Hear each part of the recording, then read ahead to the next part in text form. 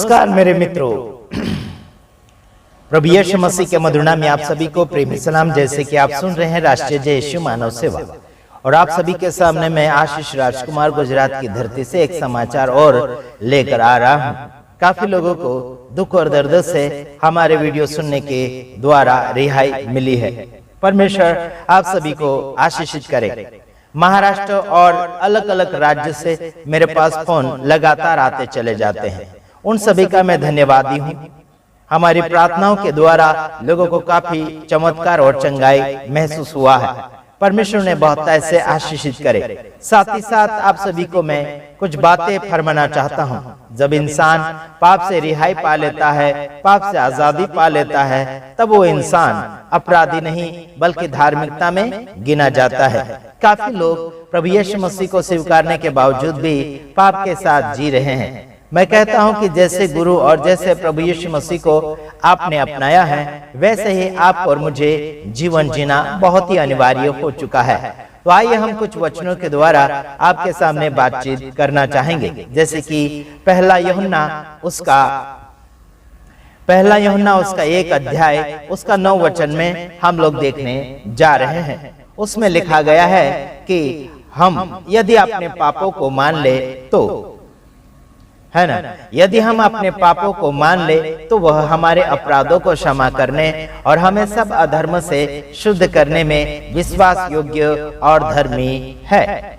मेरे तमाम भाइयों बहनों, यदि आप और मैं अपने अपराधों को मान लेते हैं तो आपके और मेरे अपराधों को हम मानने के बाद में क्या होता है कि प्रभु यीशु मसीह हमें हर एक अधर्म से शुद्ध करता, मतलब हर एक अधर्म से आजादी देता है, छुटकारा देता है, छुड़ा लेता है। बहुत से ऐसे अपराध होते हैं जो इंसान अपने आप में कभी भी ढूंढ नहीं पाता है, लेकिन प्रभु यीशु मसीह के पास हम अगर अपने अपराधों को मान लेते कि हमने अपराध किया है, भूल मान लेते हैं, झुक जाते हैं प्रभु यीशु मसीह के सामने, तो हमारा झुकना में ही फायदा है। जब हम प्रभु यीशु मसीह के सामने झुक जाते हैं तो प्रभु यीशु मसीह हमारे हर एक अधर्म को शुद्ध करता, मतलब यानी कि हर एक अधर्म को दूर कर देता है और आप और मुझे शुद्ध कर देता है। Praise the Lord. और वो विश्वास योग्य और धर्मी है। मेरे तमाम भाइयों बहनों, जब हम विश्वास करके प्रभु यीशु मसीह के पास आते हैं, हम अपने पापों को मान लेते हैं कि हमने अपराध किया है, हमने अधर्म किया है, तो हमें सारे अधर्म से वो शुद्ध करता है, हमें वो आजाद करता है, मतलब उसके लहू से सारे पाप धुले जाते हैं। और विश्वास योग्य और वो धर्मी परमेश्वर है, मतलब उसके धर्म का नाम नहीं है, वही धर्मी है, वही पवित्र है, वही सच्चे है। आज यीशु मसीह का खिलवाड़ हर एक सोशल मीडिया के ऊपर किया जा रहा है। अलग अलग धर्म गुरु लोग यीशु मसीह का खिलवाड़ और मजाक करते चले जा रहे हैं। मैं आपको बताना चाहता हूं कि यीशु मसीह का मजाक करना अच्छी बात नहीं है। अगर आप मजाक कर रहे हैं तो आपको देख लेना चाहिए कि प्रभु यीशु मसीह की पहुंच कहां तक है। यीशु मसीह ने यह भी कहा कि मैं, यानी कि मत्ती 28 का 18-19-20 में यह भी कहा कि स्वर्ग और पृथ्वी का अधिकार मेरे हाथों में दिया गया है, मतलब मुझे दिया गया है, ऐसा करके उसका कहना है। अगर यीशु मसीह के हाथ में स्वर्ग और पृथ्वी का अधिकार है तो आप और मुझे कोई भी प्रकार का ऑब्जेक्शन यीशु मसीह के ऊपर नहीं उठाना चाहिए। अगर वो अधिकारी है तो उसे पूछकर आप कुछ कार्य कीजिएगा आगे की ओर।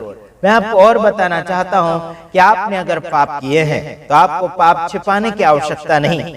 कई लोग पाप छिपा लेते हैं और अपने आप में फायदा ढूंढने के लिए कोशिश करते हैं। पाप को छुपाना आपका और मेरा फर्ज नहीं, बल्कि ये तो बस मूर्खता है। आपको मूर्खता से बाहर आने की बहुत ही आवश्यकता बन चुका है।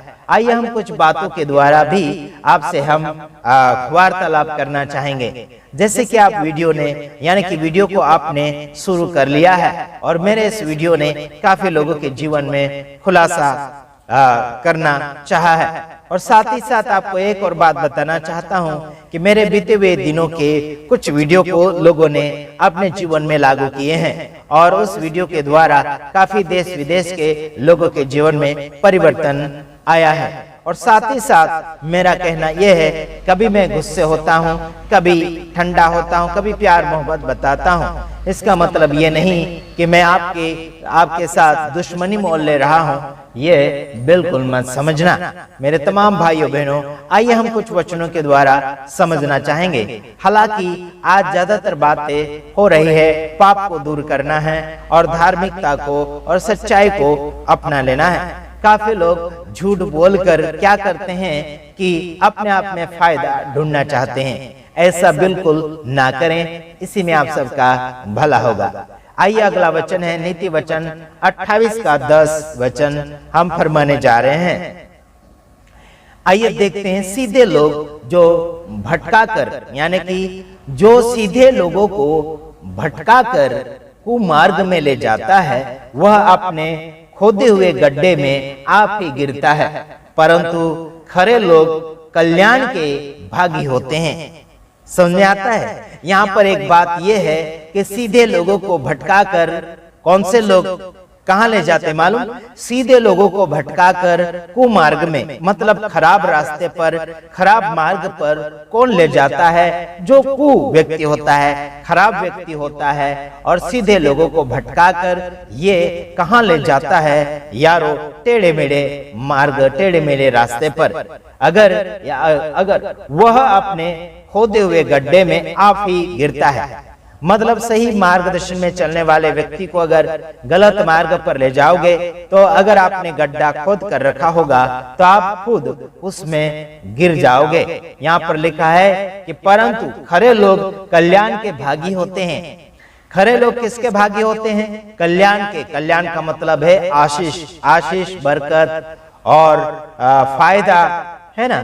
तो आपको कल्याण की ओर जाना है या फिर गड्ढे की ओर जाना है। अगर आप सही लोगों को गलत मार्ग के ऊपर लेते चले जाओगे तो आप गड्ढे में गिरते चले जाओगे। मेरे तमाम भाइयों बहनों, आपको और मुझे सही मार्गदर्शन लोगों को बताना है और अपना फायदा नहीं बल्कि दूसरे का फायदा हमें देखते चले जाना चाहिए। काफी लोग अपने फायदे के लिए झूठ बोलते हैं, काफी लोग अपने फायदे के लिए फंसा देते हैं किसी और को। मैंने एक जगह ऐसे देखा कि अपने मित्र को ही हत्याकांड में फंसा दिया और बाद में पुलिस उसे पकड़कर लेकर चली गई। मेरे भाइयों बहनों, आज अपने दोस्त यारों के ऊपर भी भरोसा करना कठिन हो चुका है।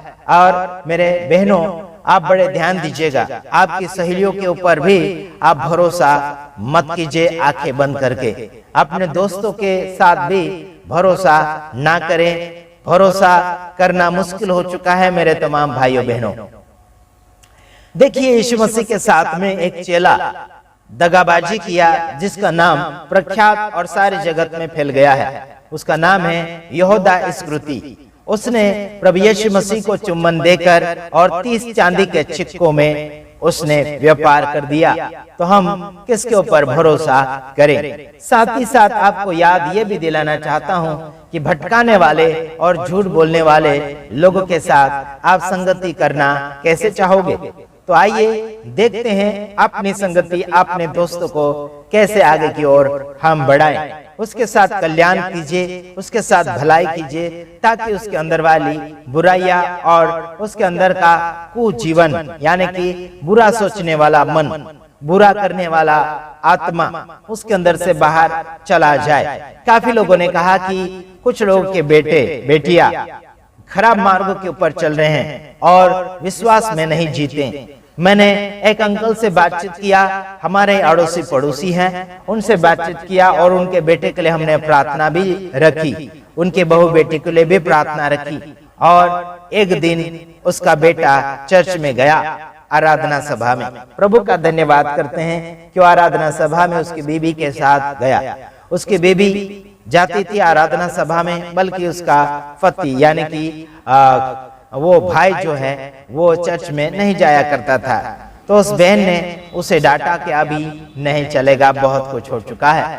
देखिए, अपने पति और अपनी पत्नी को अधीन में रखने के लिए आपको प्यार और मोहब्बत बढ़ाना पड़ेगा।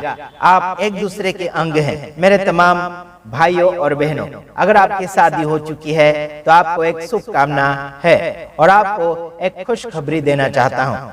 एक दूसरे के साथ प्रेम और मोहब्बत बांटिए और आपके कौन से प्रेम से, कौन से व्यवहार से आपके पति पत्नी आकर्षित होते हैं, वो व्यवहार आप उनके साथ कीजिएगा।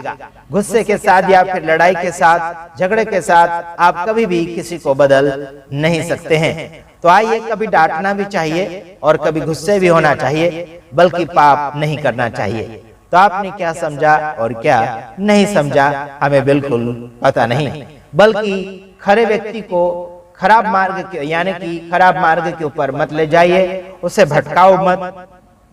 कई दोस्त यार ऐसे होते हैं कि आप तो हमारे साथ व्यवहार किया करते थे, अब ऐसे क्यों बिगड़ गए हैं। काफी लोग बोलते हैं, मुझे भी पुराने दोस्त लोग, आशीष राजकुमार काफी बिगड़ चुके हैं और बहुत रास्ता भटक गए हैं, ऐसे करके कहते हैं। उनका कहना है कि उनके साथ बैठकर हम भी दारू पिएं, उनके साथ बैठकर हम भी आवारागर्दी करें उनके साथ बैठकर हम भी खराब शब्द या खराब बातें करें, ऐसा उनको लग रहा है और चाहिए ऐसा उनको, बल्कि हमने वो मार्ग और वो दोस्ती हमने तोड़ दी है।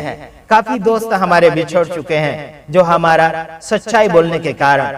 साथ ही साथ एक और बात बताना चाहता हूँ, राष्ट्रीय जय यीशु मानव सेवा में बहुत कम लोग टिके जाते हैं, और क्योंकि हम सही बोलते हैं और डांटते भी हैं। और क्या बोलना चाहिए कि कुछ लोग अगर कबूल नहीं करते हैं तो हम उनके साथ ऐसे व्यवहार करते हैं ताकि वो लोग कबूल कर दें। जैसे आप मुर्गी मुर्गा पकड़ने के लिए जाते हैं तो आसानी से पकड़ में नहीं आते हैं, उनको खिलाया जाता है क्या, दाने दाने डाले जाते हैं, उसके बाद में वो आते हैं दौड़कर, तभी जाकर पकड़ा जा सकता है। उसी प्रकार से आप किसी भी व्यक्ति को कोई भी प्रकार की बातें कबलाना है, कबूल करवाना है, तो उसके साथ ऐसा व्यवहार करें जैसा वो चाहता है, उसके बाद में उसे आप कबूल करवा सकते हैं।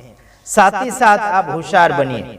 कबूतर के नाई भोला और सांप के नाई चतुर। चतुर का मतलब है होशियार। समझ में आता कि नहीं आता? और भोला, भोला का मतलब है सब कुछ सुनते जाओ, सहन करते जाओ, उसके बाद में चतुराई इस्तेमाल करो। सांप के नाई चतुर और होशियार। सांप कभी डसता है और कभी भागता है। समझ में आता है कि नहीं आता?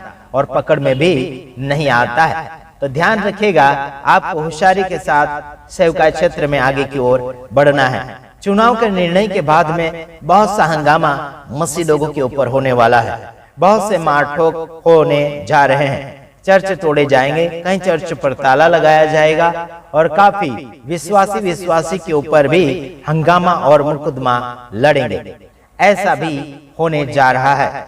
आपको मैं ये भी याद दिलवाना चाहता हूँ कि मसीह लोग भी मसीह लोगों का अपना नहीं होगा। बहुत से ऐसे दल तैयार हो रहे हैं जो मेरी नजर में है और मेरे पास समाचार भी आते चला जाता है। काफी लोगों को ऐसा लगता होगा कि मैं कौन से पार्टी से मिला हुआ हूँ। मैं सभी भाइयों बहनों से अपना व्यवहार बांटते रहता हूँ।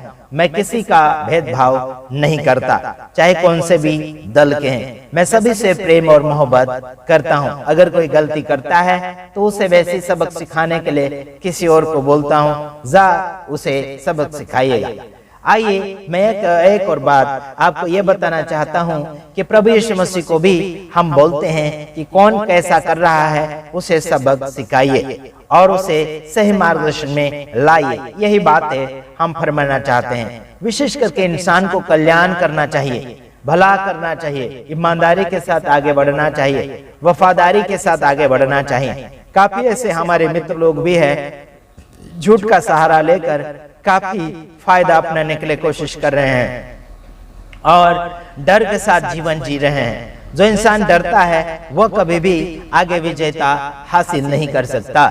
हालांकि मसीह समाज में भी और मसीह समुदाय में बहुत से लोग ऐसे डरपोक होते चले जा रहे हैं जो सच्चाई को आगे की ओर नहीं बढ़ाना चाहते, बल्कि झूठ का सहारा लेकर और डर का सहारा लेकर अपने आप को दबाते चले जा रहे हैं। और मैं लगातार लोगों को यही समझाता चले जा रहा हूं कि आप डरो मत, आगे की ओर बढ़ो, प्रभु आप सबके साथ है। और मैं आशा करता हूं कि आपने इस वीडियो में काफी अच्छी बातें समझी और आगे की ओर आप बढ़ाएंगे इस वीडियो को। लगातार हमें भारत देश में और विदेश में वीडियो के द्वारा फैलते चले जाना चाहिए। हम दूसरे वीडियो में आएंगे, तो इसीलिए आपसे हमें विदाई लेना पड़ेगा और आपसे हम नमस्कार बोलकर जाना चाहते हैं। इस वीडियो को आप ज्यादा से ज्यादा शेयर करें अपने दोस्तों यारों तक, अपने और पड़ोसियों को अपना ये समाचार जरूर सुनाइए। प्रभु आप सबको आशीष करें। God bless you.